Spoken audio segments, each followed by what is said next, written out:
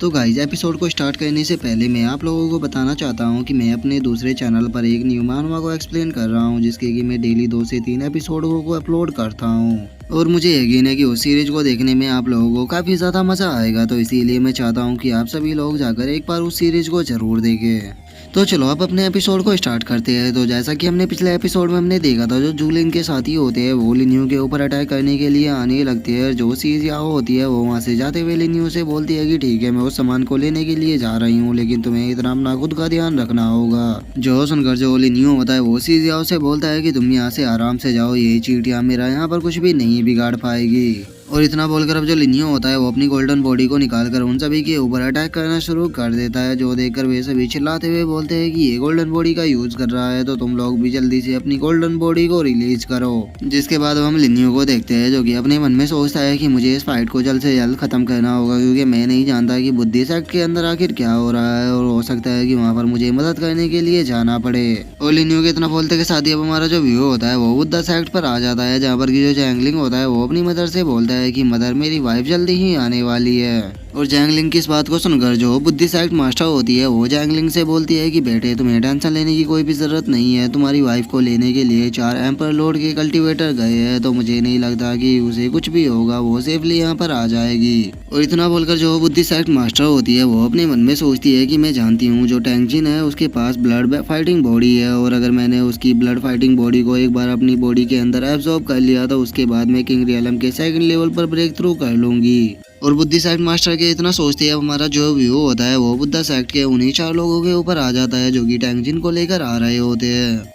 और अब उनमें से एक बंदा शौक होकर चिल्लाते हुए बोलता है कि ये लड़की तो जाग गई। जो सुनकर दूसरा बंदा उसको समझाते हुए बोलता है कि इससे कोई भी फर्क नहीं पड़ता, क्योंकि इसकी स्पिरिट को लॉक कर दिया गया है, ये यहाँ पर कुछ भी नहीं कर पाएगी। और इतना बोलकर वे लोग आगे बढ़ ही रहे होते हैं, लेकिन तभी उनके रास्ते में एमरली पिलर आ जाता है, जिसे देखकर वे सभी बहुत ही ज्यादा शौक हो जाते हैं। और वे शौक होकर चिल्लाते हुए बोलते हैं कि आखिर ये क्या है। और इससे पहले कि वे लोग कुछ समझ पाते, जो सूजी होती है वो बाकी लोगों के साथ में उनके ऊपर हमला कर देती है। और वो हमला करते हुए बोलती है कि चलो इन सभी को खत्म कर दो, क्योंकि हमें यहाँ से टैंगजिन को लेकर जल्द से जल्द सेकंड मास्टर के पास में जाना होगा। और अब सूजी को अपने ऊपर हमला करता हुआ देखकर वे जो चारों बंदे होते हैं उनमें से एक चिल्लाते हुए सूजी से बोलता है कि आखिर तुम कौन हो और तुम्हारी हिम्मत कैसे हुई हमें यहाँ पर इस तरह से रोकने की? क्या तुम नहीं जानते कि हम बुद्धा सेक्ट से है? जो सुनकर जो सूजी होती है वो चिल्लाते हुए उन लोगों से बोलती है कि हमें कोई भी फर्क नहीं पड़ता कि तुम बुद्धा सेक्ट से हो या किस सेक्ट से हो, हमें यहाँ पर मास्टर लिन्यू ने टैंगजिन को लेने के लिए भेजा है। तो मेरे साथियों, चलो चल गए, इन सभी को खत्म कर दो, इनमें से कोई भी यहाँ पर जिंदा बचकर नहीं जाना चाहिए। और उन लोगों की आवाज़ों को सुनकर जो टैंगजिन होती है वो अपने मन में सोचती है कि क्या इनको यंग मास्टर लिन्यू ने भेजा है। मैं बस आशा करती हूँ कि जो यंग मास्टर लिन्यू है वो अर्थ रैंकिंग बैटल में नहीं गए होंगे, क्योंकि जो अर्थ रैंकिंग बैटल है वो इस बार काफ़ी ज़्यादा खतरनाक होने वाली है, और जोलिन के जो प्लान है वे बहुत ही ज़्यादा खतरनाक है। और अब टैंगजिन के इतना बोलते के साथ ही हमारा जो व्यू होता है वो जोलिन के ऊपर आ जाता है, जो कि अपनी किसी टेक्निक को एक्टिवेट करते हुए बोलता है कि ठीक है, अब तुम लोगों को मेरी रियल पावर दिखाने का टाइम आ चुका है। और इतना बोलकर जो जोलिन होता है वो वहाँ पर एक बंदे को पकड़ लेता है और उसकी सारी एनर्जी को अपने शरीर के अंदर एब्सॉर्ब करने लग जाता है। और जोलिन को इस तरह की टेक्निक का यूज करता हुआ देखकर जो मोजान और जो किन पैलेस का मास्टर होता है वे दोनों बहुत ही ज्यादा शौक हो जाते हैं, और वे शौक होकर चिल्लाते हुए बोलते हैं कि ये तो बहुत ही इविल तरह की टेक्निक का यहाँ पर यूज कर रहा है। जिसके बाद अब हम दोबारा से जोलिन को देखते हैं, जिसने की उस बंदे के अंदर से सारी एनर्जी को अपने शरीर के अंदर एब्सॉर्ब कर लिया होता है, और वो जो बंदा होता है वो वहीं पर ही मर जाता है। और उसे खत्म करने के बाद जो जोलिन होता है वो बाकी लोगों की तरफ देखते हुए बोलता है कि तो अब कौन है जो कि मेरे खिलाफ यहाँ पर जाने की कोशिश करेगा।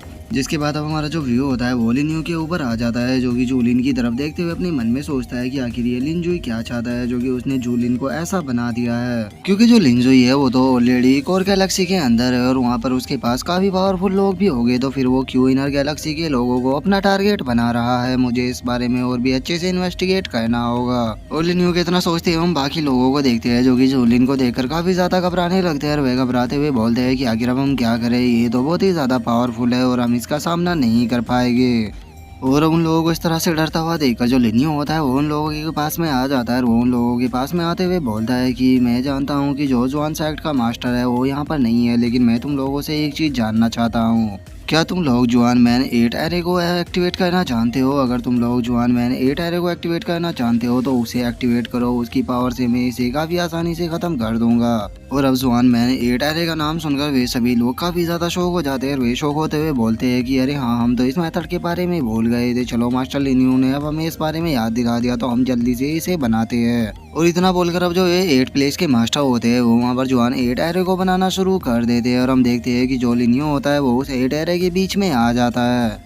और उस एरे के अंदर आने के बाद अब जो लिन्यू होता है वो अपने फिंगर को आगे करते हुए बोलता है कि जुआन मैन 8 एरे वो एक्टिवेट हो जाओ। और लिन्यू के इतना बोलते के साथ ही अब हम देखते हैं कि जो जूलिन होता है उसके चारों तरफ एक केज बनना शुरू हो जाता है, जिसे देखकर जो जूलिन होता है वो बहुत ही ज्यादा शौक हो जाता है। और वो शौक होकर चिल्लाते हुए बोलता है कि आखिर तुम कैसे हमारे जुआन सेक्ट के सीक्रेट एरे के बारे में जानते हो।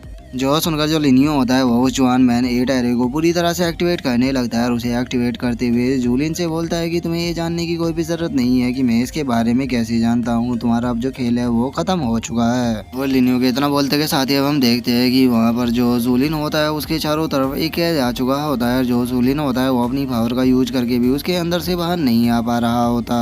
जो देखकर अब जो जूलिन होता है वो गुस्से में चिल्लाते हुए लिन्यू से बोलता है कि बास्टर्ड, अगर तुम्हारे अंदर हिम्मत है और अगर तुम रियल मैन हो तो मेरे साथ 1v1 फाइट क्यों नहीं करते? आगे तुम इन लोगों का सहारा क्यों ले रहे हो? और जूलिन के इतना बोलते ही हमारा व्यू मुजान के ऊपर आ जाता है, जो कि लिन्यू का शुक्रिया अदा करते हुए बोलता है कि मास्टर लिन्यू, आपका बहुत बहुत शुक्रिया। अगर आप नहीं होते तो हमें तो इस एरे के बारे में याद ही नहीं आता। आपका बहुत शुक्रिया जो कि आपने हमें इस एरे के बारे में याद दिलाया। और मुजान के इतना बोलते के साथ ही अब हम देखते हैं कि एक और एल्डर लिन्यू के सामने आ जाता है। वो लिन्यू के आगे ग्रीट करते हुए उसे बोलता है कि मास्टर लिन्यू, प्लीज मुझे माफ कर देना कि मैं आपसे ये पूछ रहा हूँ, लेकिन मैं इस चीज को जानने के लिए काफी ज्यादा क्यूरियस हूँ कि आप कैसे हमारे जुआन मैन 8 एरे के बारे में जानते हो, क्योंकि ये हमारे सेक्ट का एक काफी सीक्रेट एरे है जिसके बारे में कोई भी नहीं जानता। जो सुनकर जो लिन्यू होता है वो उस एल्डर से बोलता है कि एल्डर प्लीज मुझे माफ कर देना, लेकिन मैं इस बारे में आपको कुछ भी नहीं बता सकता क्योंकि ये मेरे खुद का एक सीक्रेट है। और लिन्यू के इतना बोलते ही अब हम देखते हैं कि जो सीजुई होती है वो वहाँ पर आ जाती है। वो वहाँ पर आकर किसी बॉक्स को लिन्यू की तरफ करते हुए उससे बोलती है कि मास्टर लिन्यू, मैं नहीं समझ पा रही कि आखिर आप इस बॉक्स का क्या करोगे, क्योंकि ये तो हमारे सेक्ट के लिए एक मामूली सी चीज है। और सीजुई की इस बात को सुनकर जो लिन्यू होता है वो सीजुई से बोलता है कि मेरे सेक्ट का नाम लो की सेक्ट है, इसीलिए लो लेवल की चीज़ों को मेरे सेक्ट के अंदर रखना काफ़ी ज़्यादा पसंद किया जाता है, इसीलिए मैंने तुमसे ये मंगाया है। जो सुनकर अब जो सीजुई होती है वो लिन्यू को उस बॉक्स को दे देती है। और उस बॉक्स को देने के बाद जो सीजुई होती है वो अपने मन में सोचती है, मानना पड़ेगा कि जो मास्टर लिन्यू है वो बहुत ही ज़्यादा स्मार्ट है, क्योंकि उन्होंने इस 9 क्लाउड फायर को यहाँ पर केवल एक मामूली सी चीज़ बताया है। अगर वे यहाँ पर इन एल्डरों को बता देते कि ये 9 क्लाउड फायर है तो ये एल्डर इसे कभी भी यहाँ से 9 क्लाउड फायर को नहीं ले जाने देते। और सीजुई ये सब कुछ अपने मन में सोच ही रही होती है, लेकिन तभी जो लिन्यू होता है वो उस 9 क्लाउड फायर के बॉक्स को खोल देता है। और उस बॉक्स को खोलकर वो सभी लोगों से बोलता है कि मैं सभी एल्डरों को बता देना चाहता हूँ कि मैं यहाँ से इस 9 क्लाउड फायर को लेकर जा रहा हूँ। और लिन्यू के इतना बोलते के साथ ही जो हमारा आज का एपिसोड है वो यहीं पे खत्म हो जाता है। तो अब नेक्स्ट एपिसोड में देखेंगे कि आगे क्या होता है। अगर आप लोगों को वीडियो अच्छी लगी हो तो लाइक करना, चैनल को सब्सक्राइब करना। मैं मिलता हूँ आप लोगों से नेक्स्ट एपिसोड में, तब तक के लिए बाय बाय गाइज।